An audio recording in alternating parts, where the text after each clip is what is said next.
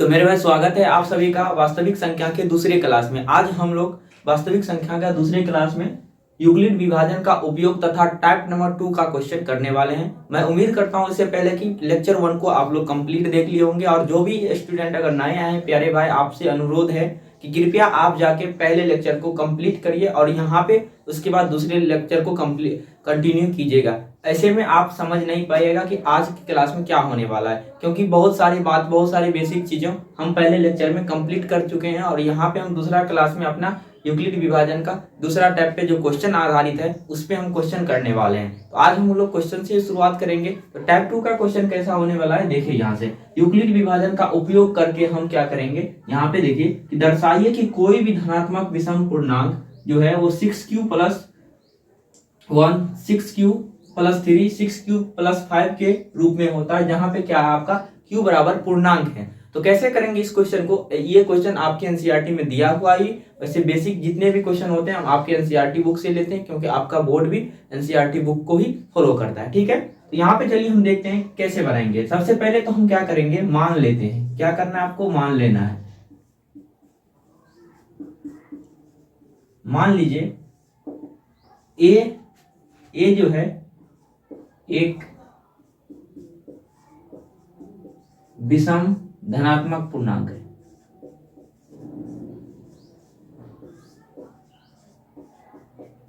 धनात्मक पूर्णांक है तो क्या हो जाएगा मेरे प्यारे भाई, विभाजन यूक्लिड का विभाजन से आप लोग को पता होगा कि यूक्लिड जो विभाजन है वो क्या होता है। कल की क्लास में आप लोग जरूर देख लिए होंगे और समझ भी गए होंगे, मैं उम्मीद करता हूं। देखिए यूक्लिड विभाजन से हम जो क्या करने वाले हैं, आपको पता होगा कि अगर ये 6q plus 1, 6q plus 3, 6q plus 5 के रूप में है, तो आपको कुछ नजर आ रहा होगा कि कल मैंने ऐसे ही यूक्लिड विभाजन पढ़ा था। तो यहाँ पे क्या हो जाएगा, a बराबर हम लेट कर लेते हैं 6, किसके फॉर्मेट में, 6q प्लस r हम लेट कर लेते हैं। ऐसा मैंने क्यों किया, क्योंकि आपको पता होगा ये जो आप दिखाई दे रहा है ना, यहाँ पे 1, 3, 5 ये क्या है, रिमाइंडर है। इस r के जगह पे 1 डाल दिया गया, हो सकता है r के जगह पे 0 डाल दिया जाए, r के जगह पे यहाँ पे 5 डाल देंगे तो क्या इसी के रूप में आ जाएगा, जरूर आ जाएगा। तो आपको ऐसे ही मान लेना है। और आपने कि a को क्या माना है कि ये विषम धनात्मक पूर्णांक है, तो आप यहाँ से बताइए कि b बराबर मेरा क्या हो जाएगा। आपको पता होगा कि जो q से पहले रहता है ना, उसी को हम क्या कहते हैं, b, क्योंकि आपको विभाजन पढ़ने में पता था कि a बराबर bq प्लस क्या होता था, r होता था। तो b बराबर हम 6 यहाँ पे लेट कर लेते हैं। आप ही बताइए अगर b बराबर 6 है तो r का मान क्या होगा। हमेशा जो r का मान होगा ना, ये b से छोटा होगा, या तो बराबर भी नहीं होगा, छोटा होगा या 0 हो सकता है। तो r का पॉसिबल वैल्यू जो आया वो r कितना आया बताइए आप ही। r जो आएगा वो क्या आएगा, 0 आ सकता है, 1 आ सकता है, 2 आ सकता है, 3 आ सकता है, 4 आ सकता है और 5 आ सकता है, 6 आ सकता है। क्या 6 आ सकता है, नहीं आएगा, क्योंकि कभी भी जो शेषफल होता है ना वो भागफल के बराबर नहीं होता है। ठीक है, आपको पता होगा। जैसे मान लीजिए प्यारे बात, यहां से देखिए 6 में अगर हम 15 से भाग करेंगे तो कितना हो जाएगा, 6 दूना 12। ये शेषफल कितना आया, 3 आया। सॉरी मेरे कहने में गलती हुआ, यहाँ पे शेषफल नहीं बल्कि भाजक से क्या आएगा, हमेशा ये छोटा आना चाहिए। यहाँ पे अगर मान लीजिए 6 आ जाता है तो क्या करते हैं, इसको लगाएंगे एक मर्तबे तो 6 लगता है। तो इस प्रकार से आपको पता होगा कि हमेशा जो होता है ये शेषफल, शेष जितना भी आता है वो इस भाजक से हमेशा छोटा आना चाहिए। ठीक है, तो यही यहाँ पे कहने का मतलब हुआ कि जो ये अगर आपका भाजक है तो क्या हो जाएगा, ये तो भागफल रहता है, तो भाजक कितना है, 6 है। तो भाजक अगर 6 है तो आपका जो शेषफल होगा वो तो 6 से कम होगा, यानी 6 यहाँ पे हम नहीं लेंगे। बल्कि आपको पता होगा, यहाँ पे आप ध्यान से देखिए 0 आपका क्या है, तो ये भी एक पूर्ण संख्या है, या आप बोल सकते हैं पूर्णांक भी है। यहाँ पे बताइए एक ये क्या है, ये एक आपको पता होगा कि विषम संख्या है ना, तो ये विषम संख्या हो जाएगा आपका। उसके बाद देखिए ये सम संख्या, ये फिर विषम संख्या, ये फिर विषम संख्या। तो चलिए अब हम अकॉर्डिंग टू क्वेश्चन क्या करते हैं, आपको पता होगा कि रिमाइंडर क्या है, विषम संख्या है। और आप यहां से देखिए कि अब हम क्वेश्चन के अकॉर्डिंग क्या करते हैं कि अकॉर्डिंग टू क्वेश्चन कि a बराबर जब हम r बराबर 0 रख के देखते हैं, r बराबर हम एक बार 0 लेते तो क्या होता है, a बराबर आपका क्या दिया हुआ है, a बराबर 6q प्लस r। तो यहाँ पे हम अगर रख देते हैं r का मान तो क्या हो जाएगा 6q और प्लस r बराबर 0, ये मतलब 0, तो ये कितना आया 6q आया। आप ही बताइए 6q जो होगा, ये 6q ये कैसा संख्या होगा, ये सम होगा या विषम होगा? तो आपको याद रखना कि ये सम होगा। और क्यों सम होगा वो आपको मैं बताता हूं अभी जस्ट। तो बताइए, ये जैसे मान लीजिए ये 6q है, तो 6q की जगह पे अगर हम 0 डाल देते हैं, क्योंकि यहाँ पे हम जो q पूर्णांक लिए हैं तो हम 0 भी डाल सकते हैं, तो 0 अगर डालेंगे तो ये क्या हो जाएगा, ये 0 आ जाएगा। तो यहाँ पे तो हम बता नहीं सकते कि विषम है या सम है। लेकिन यहाँ पे आप देखिए ध्यान से, लेकिन जब हम q बराबर 1 डाल देंगे तो क्या हो जाएगा 6q, 6 इंटू 1 बराबर 6 आएगा, ये तो आएगा सम संख्या। यहाँ पे 6q प्लस अगर 2 डाल देते तो 6 दूना 12, क्या आ रहा है 12, ये भी सम संख्या। 6 अगर q बराबर 3 डाल देते हैं तो 18। मतलब आपको यहाँ से ये पता चला कि ये जो मेरा 6q है ना एक विषम संख्या है, सॉरी विषम संख्या नहीं सम संख्या है। क्यों? क्योंकि आप यहाँ पे अगर हम पूर्णांक यहाँ पे दिया गया क्वेश्चन में, तो अगर हम पूर्णांक का वैल्यू डाल रहे हैं तो मेरा सम विषम संख्या नहीं सम संख्या आ रहा है। तो जब सम संख्या आ रहा है तो इसका मतलब ये चला कि जब रिमाइंडर r बराबर अगर हम 0 डालेंगे तो ये जो मेरा आ रहा है सम संख्या आ रहा है। ठीक है, मैं उम्मीद करता हूँ कि यहाँ तक आप समझ गए होंगे। फिर दोबारा चलते हैं, जब r बराबर हम पॉसिबल वैल्यू कितना डाल सकते हैं, एक क्या है मेरा विषम संख्या है। और आप ही बताइए, जब भी कोई सम संख्या और विषम संख्या रहता है तो विषम संख्या में अगर हम सम संख्या को ऐड करते हैं तो क्या होता है, मेरा विषम संख्या बनता है। जैसे में एग्जांपल है, ये विषम संख्या में अगर हम दो सम संख्या जोड़ेंगे तो 5 विषम संख्या बनेगा।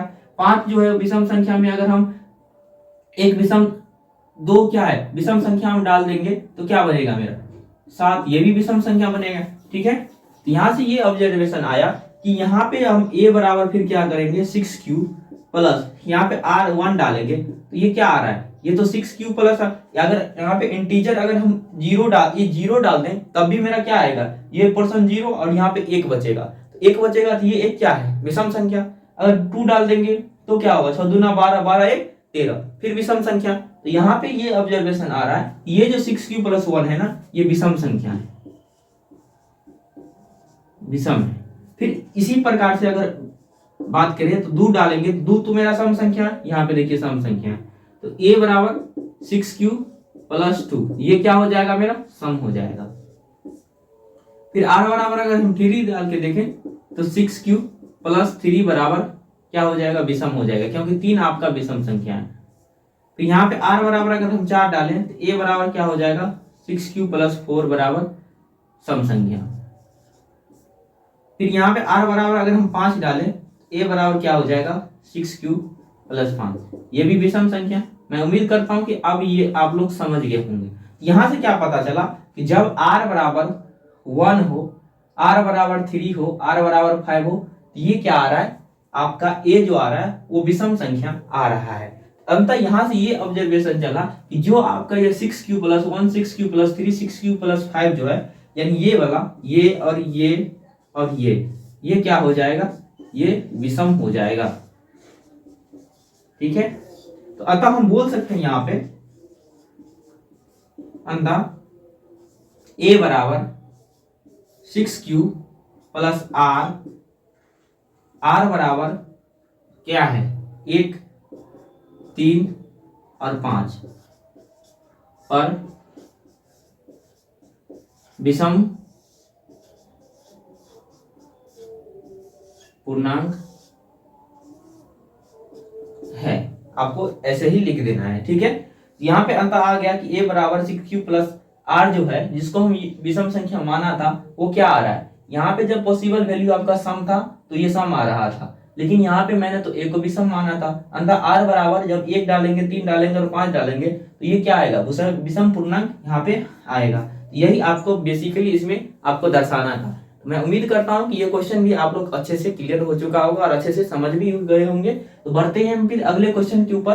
और ये टाइप नंबर मेरा दूसरा क्वेश्चन था और ये एनसीईआरटी से क्वेश्चन लिया गया था, इससे बाहर नहीं। ठीक है, तो चलिए हम बढ़ते हैं, आप लोग इसको नोट कीजिए या फिर स्क्रीनशॉट कर सकते हैं। देखते हैं अपना दूसरा क्वेश्चन क्या कहता है। दूसरा क्वेश्चन है मेरा, यूक्लिड विभाजन प्रमेय से दर्शाइए कि किसी धनात्मक पूर्णांक का घन जो होता है वो 9m प्लस 1 9m प्लस 8 के रूप में होता है। तो यूक्लिड विभाजन प्रमेय हम लगाएंगे, तो यूक्लिड विभाजन प्रमेय क्या होता है आपको पता होगा कि a बराबर बी क्यू प्लस आर के रूप में, यही मेरा यूक्लिड विभाजन प्रमेय होता है जो मैंने पढ़ चुका है इससे पहले। तो बताइए जब हम इनसे कंपेयर करेंगे तो मेरा क्या होता है, a बराबर b के स्थान पे हम क्या होगा 9 होगा और q प्लस r होगा। ठीक है, यहाँ मैंने 9 कैसे लिखा मेरे प्यारे भाई, ये देखिए m के जो बगल में है वो क्या है 9 है, यहाँ पे m के बगल में 9 है और यहाँ m के बगल में 9 है। ऐसा क्यों, क्योंकि यहाँ पे भी देखिए ये भी क्या है बी क्यू प्लस आर के ही रूप में होता है। तो जब हम इससे कंपेयर करेंगे तो क्या होता है, बी का मान 9 आता है और हम यहाँ पे बोल सकते हैं कि m बराबर जो है मेरा क्या है q है, हमने मान लिया ऐसा। ठीक है, अब हम इसको दिखाना है कि घन का क्यूब जो होता है इसके रूप में होता है। तो बताइए यहाँ से पहले हम ये बात जान लेते हैं कि r का जो पॉसिबल वैल्यू आएगा वो कितना आएगा, मतलब संभावित मान कितना आएगा। r हम क्या क्या रख सकते हैं, तो 9 से छोटा जितना भी होगा हम रख सकते हैं। इसका मतलब हम 0 रख सकते हैं, 1 रख सकते हैं, 2 रख सकते हैं, 3 रख सकते हैं, 4 रख सकते हैं, 5 रख सकते हैं, 6 रख सकते हैं, 7 रख सकते हैं और 8 भी रख सकते हैं, बल्कि 9 नहीं रखना है क्योंकि हमेशा जो आएगा वो भाजक से छोटा ही आना चाहिए। ठीक है, तो चलिए अब हम क्या करते हैं, जब हम r बराबर 0 डालेंगे इस इक्वेशन में तो क्या मिलेगा मुझे, a बराबर 9q प्लस 0 और हमको क्या करना है इसका क्यूब करना है। तो पता ही इसमें 0 जोड़ने से कोई फर्क पड़ेगा नहीं पड़ेगा।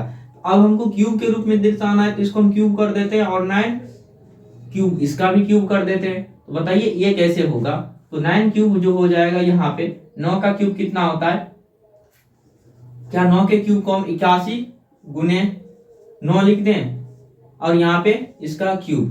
तो मेरे भाई यहाँ पे देखिए क्या क्या है, मैंने आपको पता होगा कि 9 का क्यूब जो होगा 9 गुने 9 गुने 9, क्या यही होता है 9 का क्यूब, अगर होता है तो बताइए। तो क्या देखिए मैंने इस 9 को क्यों अलग किया इस बात को जानिए, क्योंकि हमको ना यहाँ पे 9m के रूप में दर्शाना है, यानी m ये जो n है ना ये n हमेशा बाहर रहना चाहिए और यहाँ पे जब n बाहर रहेगा मतलब इस 9 को हम बाहर डाल देंगे, बाकी जो इस 81 है ना इसको क्यूब करके हम यहाँ पे m का मान डाल देंगे और बोलेंगे कि ये m 9m के रूप में है। ठीक है, तो यहाँ पे देखिए मैंने क्या किया है कि 9 को हम 81 कर लिया और 9 को हम बाहर रख लिया क्योंकि बात तो बराबर है। तो यहाँ पे भी देखिए हम क्या करेंगे, इस 9 को हम बाहर रख लेंगे, बाकी यहाँ पे 81 और यहाँ पे क्यूब। ठीक है, हो गया। अब यहाँ पे बताइए हम क्या कर सकते हैं, इस 81 क्यूब के जगह पे हम क्या करेंगे m को पुट कर देंगे, क्योंकि आपको पता है कि 9 इंटू m है, 9 इंटू m होता है क्वेश्चन में दिया हुआ है आपका, और q बराबर अगर हम क्या करेंगे m को रिप्लेस कर देंगे तो यहाँ पे क्या हो जाएगा मेरे पास 9 और m, ये क्या आया मेरा 9m। जहां पे हम लिखेंगे कि जहां क्या है m का जो मान है वो क्या है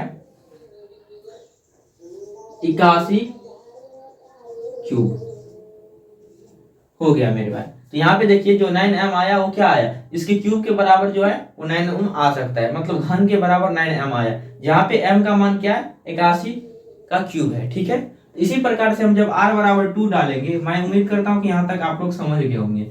चलिए अब हम क्या करेंगे r बराबर 1 डालते हैं, तो जब r बराबर हम 1 डालेंगे तो क्या हो जाएगा a बराबर 9q प्लस 1 और इसका हम क्या करेंगे घन करेंगे, घन का मतलब क्यूब।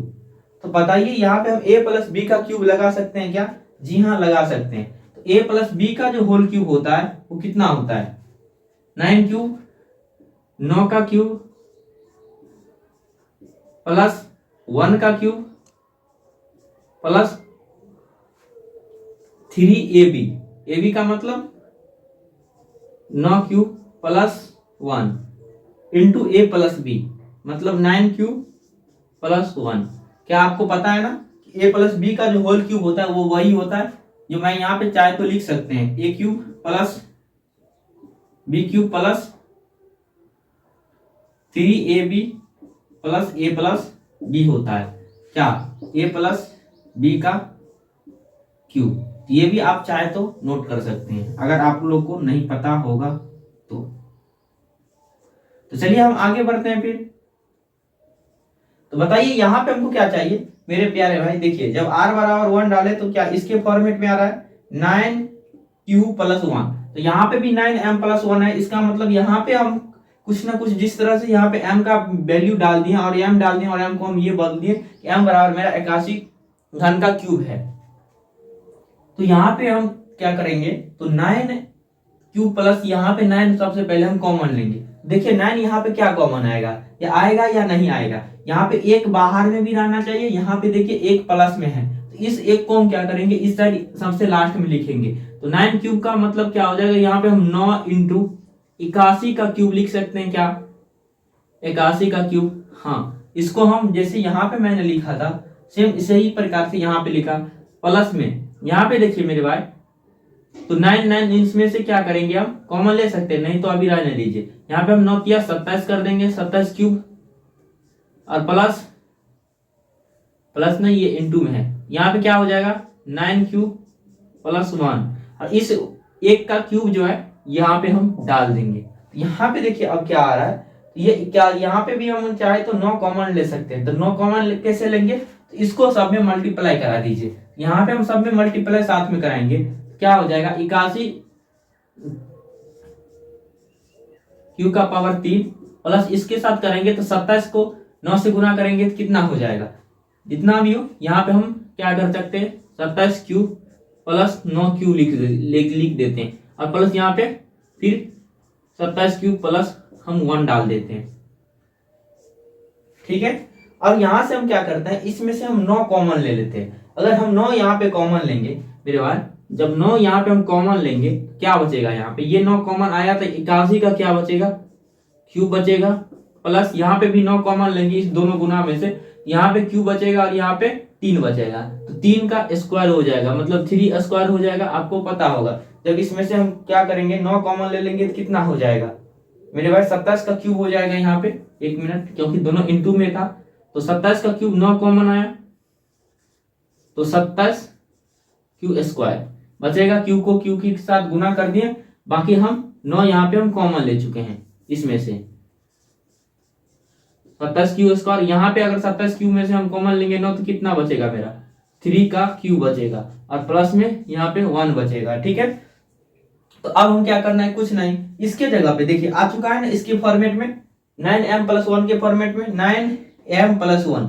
इसके जगह पे हम m डाल देते हैं, बस m को हम दर्शा देंगे। यहाँ पे हम क्या करेंगे मेरे भाई, यहाँ पे देखिए कि 9 और यहाँ पे m डाल देंगे और प्लस में क्या हो जाएगा 1 तो हो गया। और यहाँ पे हम क्या बोलेंगे कि जहां जो है वो क्या है मेरा m का मान जो है वो क्या है 81 का क्यूब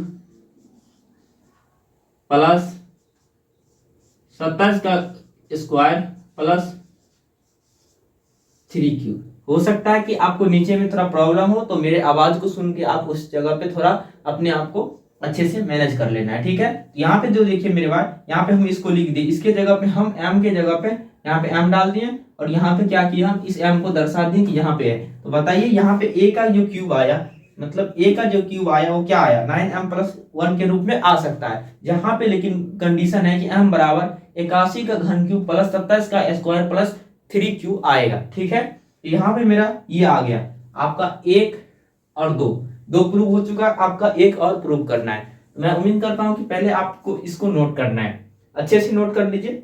यहाँ पे थोड़ा देखिए अच्छे से मैंने क्या किया है, इनका a प्लस बी का होल क्यूब क्या 9 का क्यूब हो गया 1 का cube plus 3a into B plus a plus B के रूप में मैंने तोड़ा। यहाँ पे फिर इसको क्या किया सिमिलरली इसी प्रकार से 9 को बाहर रखा, बाकी 81 कर दिया 9 का स्क्वायर, बाकी फिर यहाँ पे 27 9 या 27 गुने 1 27 हुआ, फिर ये a plus B 9 cube plus 1। ठीक है, और यहाँ पे इस a का क्यूब जो होगा एक ही होगा, 1 का क्यूब जो 1 होगा उसको हम मैंने बाहर रखा, क्यों रखा यहाँ पे आपको मैंने बताया।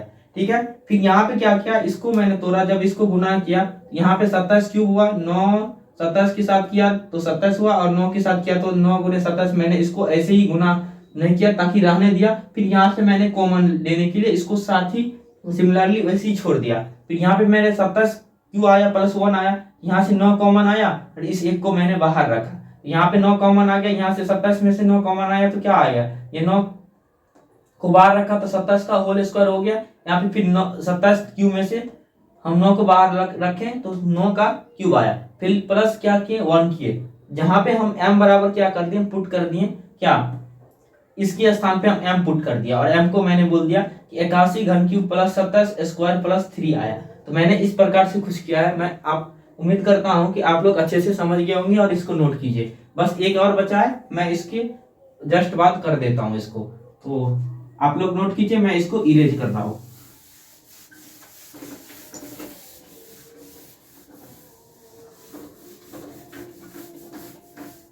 चलिए मेरे भाई, अब हम क्या करते हैं, m बराबर क्या डालेंगे, हम 2 डाल देते हैं। देखते हैं r बराबर अगर हम 2 डालेंगे तो क्या हो जाएगा, a बराबर 9 क्यूब प्लस 2, और इसका हम क्या करेंगे, घन का क्यूब करेंगे। जब इसका हम क्यूब करेंगे तो क्या हो जाएगा, a का क्यूब a क्यूब होगा, प्लस इसमें भी a प्लस b का हम क्या लगाएंगे, क्यूब लगाएंगे। a प्लस b का अगर हम क्यूब लगाएंगे तो ये क्या हो जाएगा, 9 का क्यूब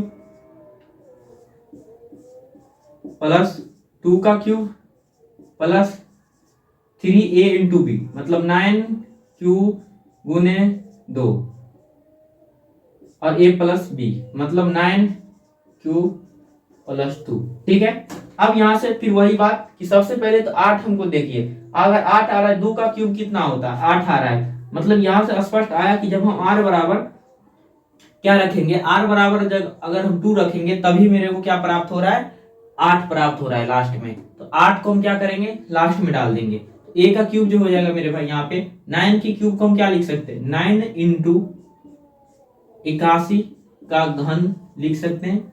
फिर यहाँ पे देखिए 2 का क्यूब को हम क्या लिख सकते हैं, 8 लिख सकते हैं, प्लस यहाँ पे 9 तिया 27 लिख सकते हैं, 27 दूना 54 लिख सकते हैं क्या, तो 9 तिया 27, 27 दूना 54, 54 का क्यूब, और यहाँ पे 9 क्यूब प्लस 2। मैं उम्मीद करता हूँ कि यहाँ तक आप लोग समझ गए होंगे। फिर इसको क्या करते हैं, हम इस 8 को यहाँ पे बाहर रखते हैं और इसके साथ हम गुना कर देते हैं, क्योंकि हमको 9 बाहर में चाहिए। यहाँ पे देखिए तो 81 हो जाएगा क्यूब के साथ, प्लस यहाँ पे 54 के साथ हमको क्या करना है, गुना करना है, 54 गुने क्यूब गुने 9 क्यूब, और प्लस इसके साथ इसको करेंगे तो 54 दूना 108 क्यूब, प्लस इस 8 को हम सबसे लास्ट में लिख देते हैं। अब बताइए कि इसमें से हम 9 कॉमन ले लेंगे, 9 कॉमन लेंगे तो मेरे को क्या बचेगा, यहाँ पे 81 का क्यूब बचेगा, प्लस 9 इसमें से हम कॉमन लेंगे तो क्या बचेगा, 54 का क्यूब स्क्वायर बचेगा, प्लस यहाँ पे 9 कॉमन लेंगे तो क्या बचेगा मेरा, 12 क्यूब बचेगा। ठीक है, क्योंकि 12 नंबर कितना होता है, 108 होता है। तो यहाँ पे फिर क्या बच जाएगा, लास्ट में 8 बच जाएगा। ठीक है, तो देखिए क्या आ रहा है, क्या 9m प्लस 8 के रूप में, 9m प्लस 8 के रूप में, मतलब इस स्थान पे हम क्या करेंगे, m को रिप्लेस कर देंगे, q के स्थान पर से 9 को रिप्लेस कर देंगे और हम बोल देंगे कि m बराबर इतना है, जैसे मैंने पिछले 2 क्वेश्चन में किया। तो यहाँ पे m डाल देते हैं प्लस 8, तो यहाँ पे हम बोल देंगे कि ये जो a का क्यूब आया वो क्या आया, देखिए 9m प्लस 8 के रूप में आ चुका है। और यहाँ पे हमको सिर्फ इतना दर्शाना है कि m का जो मान है वो क्या है, 81 का क्यूब प्लस 54 का स्क्वायर प्लस 12 का क्यूब आया, बस हो गया। अतः हम लिखेंगे अब लास्ट में 9m प्लस 1 और 9m प्लस 8 a के क्यूब मतलब घन के रूप में होता है। ठीक है, आपको लिख देना है यहाँ पे। तो मैं उम्मीद करता हूं कि यहाँ पे इस सारे क्वेश्चन अच्छे से क्लियर हो चुके होंगे। ये भी क्वेश्चन थोड़ा डिफिकल्ट था मानता हूं, लेकिन अगर आप अच्छे से समझे होंगे और अच्छे से किए होंगे तो आपको समझ आ चुका होगा। अगर कहीं पे राइटिंग एरर होगा, राइटिंग प्रॉब्लम होगा, तो आप उस पॉइंट पे मेरे आवाज को सुन के, मेरे वॉइस को सुन के आप उसको अच्छे से क्लियर कर लेना है। ठीक है मेरे भाई, तो यहाँ पे हम बढ़ते हैं फिर अपने अगले टॉपिक के ऊपर, अगले क्वेश्चन के ऊपर देखते हैं क्या है इसके ऊपर। फिर यूक्लिड विभाजन, अगर अच्छे से जो भी टॉपिक, अगर जैसे यूक्लिड विभाजन मैंने पढ़ा उस पे अच्छे खासे क्वेश्चन, जितने भी क्वेश्चन है ना, मैं पेज भाई आप सभी को कराऊंगा। और साथ में एनसीईआरटी के जो सोल्यूशन होंगे ना वो मैं साथ में क्लास में सारे क्वेश्चन कराते चलूंगा उस चैप्टर को, ठीक है। और आपको भी घर पे जाके अच्छे से एनसीईआरटी के क्वेश्चन को लगाना है, और मैंने क्लास में भी साथ साथ पूरे लगा दूंगा, और आपको भी अच्छे से प्रैक्टिस करना है, ठीक है। तो बढ़ते हैं अपने अगले टॉपिक के ऊपर, तब तक आप इसको नोट कीजिए। हम देखते हैं अपना तीसरा टाइप मेरा क्या कहता है। तो तीसरा टाइप है कि मौसा का उपयोग। आपने मौसा निकालना सीखा था, तो उसी टाइप पे आप जो क्वेश्चन पूछे जाते हैं वर्ड टाइप में, वर्ड प्रॉब्लम में, उस टाइप को हम देखने वाले हैं। देखिए क्वेश्चन क्या है मेरा, ये अक्सर ये क्वेश्चन बच्चे फंसते हैं इसमें, तो इसमें फंसना नहीं है। देखिए क्या है कि सेना के किसी परेड में 6 से 16 सदस्यों वाली सेना की एक टुकड़ी को 32 सदस्य वाली सेना की दूसरी टुकड़ी के पीछे चलना है। मतलब कहने का है मेरे भाई कि एक जो है परेड की सेना है उसमें कितना है, 6 से 16 सदस्य हैं, और एक जो है वो 32 सदस्य है। तो उसके ये 32 सदस्य है ना, इसके पीछे किसको चलना है, 6 से 16 वाली को चलना है, ठीक है। तो इससे आपको फर्क नहीं पड़ता कि कौन किसके पीछे चल रहा है। आगे देखते हैं क्या है। तो आगे आपका है कि दोनों टुकड़ियों को समान संख्या वाले स्तंभों में अधिकतम संख्या क्या होगी जिसमें वो चल सकते हैं। कहने का मतलब है मेरे भाई, ये जो 6 से 16 वाली सदस्य है और ये कितने हैं, 32 वाले सदस्य हैं, इन दोनों सदस्य वाली को एक इस समान संख्या में, मतलब दोनों पर कितनी ऐसी स्तंभ बनाया जा सकता है, मतलब कितने ऐसे लाइन बनाया जा सकता है जिसमें इन दोनों सेनाओं को अधिकतम में हम क्या कर सकते हैं, चला सकते हैं। मतलब अगर मान लीजिए मेरे पास 10 और 10 है, हम कितने मैक्सिमम में चला सकते हैं। मान लीजिए हम 2 में चलाएं, 2 में चलाएं, 2 में चलें, मैक्सिमम हम जितने में चला सकते हैं वही आपको कह रहा है इसमें बताने के लिए कि वो अधिकतम कितने स्तंभों की संख्या होगी जिसमें वो समान रूप से चल सके। मेरे पास जब भी ऐसा क्वेश्चन आए ना, तो आपको क्या करना है, एचसीएफ लगाना है। हमको कैसे पता चलेगा, एक में आता है, इसके आगे हम पढ़ेंगे कि एलसीएम का उपयोग भी आएगा, कि ऐसी शब्द वाले क्वेश्चन में आपको एलसीएम दे दिया जाएगा। तो फिर वहां पे क्या करना है, तो देखिए मेरे भाई आपको यहाँ पे दिखाई दे रहा है कि समान संख्या वाले स्तंभ, लेकिन अधिकतम संख्या क्या है। तो यहाँ पे पूछा है आपका अधिकतम संख्या लेकिन समान हो। आपको पता है ना कि मौसा का क्या मतलब होता है, महत्तम समावर्तक, एचसीएफ हाईएस्ट कॉमन फैक्टर, मतलब जो अधिकतम हो लेकिन कॉमन हो। कॉमन का मतलब जो दोनों में है। तो यहाँ पे आपको स्पष्ट रूप से दिख रहा है कि बोला है कि समान हो, मतलब कॉमन है, और अधिकतम हो। यहीं पे अगर बोलता है कि समान है लेकिन न्यूनतम हमको पता करना है, कम पता करना है, तो हम क्या करते हैं, वहां पे एलसीएम का उपयोग करते हैं। लेकिन यहाँ पे बोला है अधिकतम संख्या क्या हो, समान होनी चाहिए, तो ऐसी संख्या की टुकड़ी कितनी बना सकते हैं। तो आपको यहाँ पे एचसीएफ लगाना है, किसका किसका, और इसका एचसीएफ निकालना है। जो हाईएस्ट एचसीएफ आएगा वही उसका जो स्तंभ की संख्या होगा टोटल बनेगा। वैसे अब दूसरा तरीका से भी समझिए, जब भी ऐसे क्वेश्चन आए ना, तो आपको पढ़ना है कि आपको क्या पूछा है। तो देखिए यहाँ पे 616 है और यहाँ पे 32 है। आपको अधिकतम संख्या पूछा है कि वो कितनी चल सकता है। तो अधिकतम पूछा है ना, तो हमेशा आपको कम वाला लगाना है। कम वाला का मतलब जब भी आपको अधिकतम पूछा जाए ना, तो आपको कम वाला, तो कम आता है एलसीएम से या एचसीएफ से। बताइए आप ही कि जैसे मान लीजिए यहाँ पे हम 4 और 2 का एलसीएम निकालते हैं तो कितना होगा मेरे भाई, आप ही बताइए। यहाँ पे हम क्या करेंगे, 2 1 लगाएंगे, 2 लगाएंगे, 2 दूनी 4, मतलब इसका जो एलसीएम आ रहा है वो कितना आ रहा है, 4 आ रहा है। और इसी का एचसीएफ देखेंगे तो ये मेरा कितना आएगा, 2 आएगा, ठीक है। आप बताइए कि एचसीएफ बड़ा कि एलसीएम बड़ा आता है। तो एचसीएफ छोटा होता है, एलसीएम बड़ा होता है। तो जब भी आपको अधिकतम पूछा जाए ना, तो आपको न्यूनतम वाला लगाना है, मतलब एचसीएफ लगाना है। और जब भी आपको छोटा वाला पूछा जाए तो आपको एलसीएम लगाना है, मतलब छोटा वाला संख्या पूछा जाए तो आपको एलसीएम लगाना है ताकि उसका आंसर बड़ा आए। तो ये आप अपने ट्रिक दिमाग में एब्जॉर्ब कर सकते हैं। तो बाकी हम इसमें लगाते हैं अपना एलसीएम, एचसीएफ लगाते हैं। तो ए बराबर हम किसको मानेंगे, बड़ी वाली को हम ए मानते हैं। ऐसे ही करते हैं, मैंने सीखा है अभी जस्ट, ठीक है। तो 616 हो जाएगा, और बी बराबर कितना मानेंगे हम, 32। अब हम क्या करेंगे, आपका जो समान संख्या वाला होगा ना, समान संख्या क्या, स्तंभ, स्तंभ क्या होगा, इस ए और बी का एचसीएफ। एचसीएफ करेंगे हम ए बी का, कैसे करते हैं, तो हम सिंपली तरीका से हम क्या करते थे, बी में क्या करते थे, भाग करते थे, बी से भाग करते थे। 32 में अगर हम भाग करेंगे 116 के साथ, 616 के साथ, तो कितने मरतबे लगेगा आप बताइए। पहले तो हम 32 लगा लेते हैं, माइनस करेंगे, 11 में से 2 जाएगा तो 9 होगा, यहाँ पे 5 में से 3 जाएगा तो 6 होगा, 69 आया। ठीक है, 69 आएगा क्या? नहीं नहीं नहीं, एक मिनट, इसमें से 11 हुआ, 11 में से अगर 2 गया तो कितना बचा? 9 बचा। ये 5 हुआ, 5 में से गया तो 2, मतलब 29। अब देखिए 29 आया तो 29 में नहीं लगेगा, इस पे यहाँ पे 6 है, 6 को हम उतार देते हैं। अब बताइए कितने मरतबे लगाएंगे यहाँ पे हम? 32 को अगर हम 8 बार पढ़े मेरे भाई तो कितना होता है?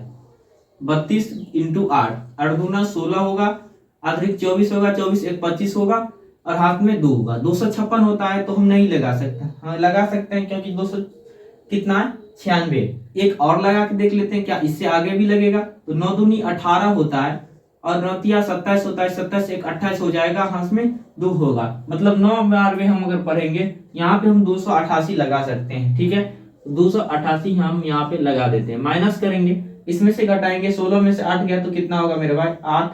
यहाँ पे कितना बचेगा? 8, 8 में से 8 गया तो 0, यहाँ पे 0। ठीक है, यहाँ पे शेष कितना आ चुका है? 8 आ चुका है। तो क्या बताइए, शेष 8 होगा तो क्या हम इस बी को बोलेंगे कि एचसीएफ है या नहीं है? नहीं है। आपको पता चला कि यहाँ पे जो r बराबर 0 नहीं आया, तो नहीं आया तो हम क्या करेंगे? फिर से पुनः क्या करेंगे? हम a बराबर कितना मानेंगे? 32, और b बराबर कितना मानेंगे? हम 8। मैंने सिखाया है, इसमें आप परेशानी नहीं होना चाहिए आपको। अब हम क्या करेंगे? पुनः हम यहाँ पे इसको हम इरेज करके यहाँ पे हम बनाते हैं। तो अब तो सिंपल सा हो गया क्वेश्चन। फिर 8 से हम क्या लगाएंगे? भाग लगाएंगे, किसमें? 32 में। तो 8 चौका कितना होता है? 32। यहाँ पे 32 में से 32 गया 31, मतलब r बराबर कितना आया? 0 आ चुका है। जब r बराबर 0 आया तो यहाँ पे क्या होगा? इन दोनों का जो एचसीएफ होगा मेरे पास कितना आएगा? 8। तो जो इसका 64, 16 और 32 का जो एचसीएफ आएगा मेरे भाई वो कितना आया? 8 आया। तो अतः हम बोल सकते हैं कि समान संख्या वाले स्तंभों की जो कुल संख्या हो जाएगी वो कितना होगा? तो 8 हो जाएगा। यही आपका राइट उत्तर है, आंसर है। ठीक है, तो मैं उम्मीद करता हूं कि ये क्वेश्चन भी आप अच्छे से समझ गए होंगे। ऐसे क्वेश्चन में अक्सर प्रॉब्लम रहते हैं, तो आप अच्छे से इसको कीजिए, अच्छे से रिवाइज कीजिएगा, अपने घर से बना के लाइएगा। और आज यहाँ पे ना मेरे पास इस टाइप पे जितने भी क्वेश्चन पॉसिबल थे मैंने आपको सारे कंप्लीट करा दिए हैं। विभाजन एल्गोरिथम हो या फिर विभाजन प्रमेय हो, इन पे सारे क्वेश्चन आपके कंप्लीट हो चुके हैं। और आपका आज का जो मेरे भाई होमवर्क रहने वाला है वो आप ट्राई कीजिएगा एनसीईआरटी 1.1 का एक्सरसाइज। आपका ये HW रहेगा मेरी तरफ से।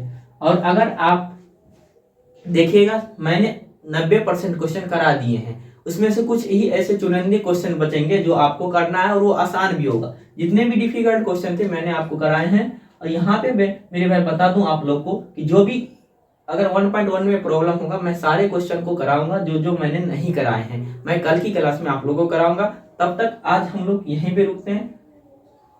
तो मेरे भाई आप सभी को मैं बता दूं कि अगर आप चैनल पे नए आए तो कृपया चैनल को सब्सक्राइब कर लीजिएगा और लाइक करते जाइएगा, ताकि मेरे अंदर भी एक मोटिवेशन बने रहे, आप के साथ मेहनत में हम भी जुड़े रहे। ठीक है, तो मेरे भाई आज तक के लिए यहीं तक, फिर मिलते हैं अगले वीडियो में। तब तक के लिए पढ़ते रहिए, मस्त रहिए और घर पे रहिए, स्वस्थ रहिए।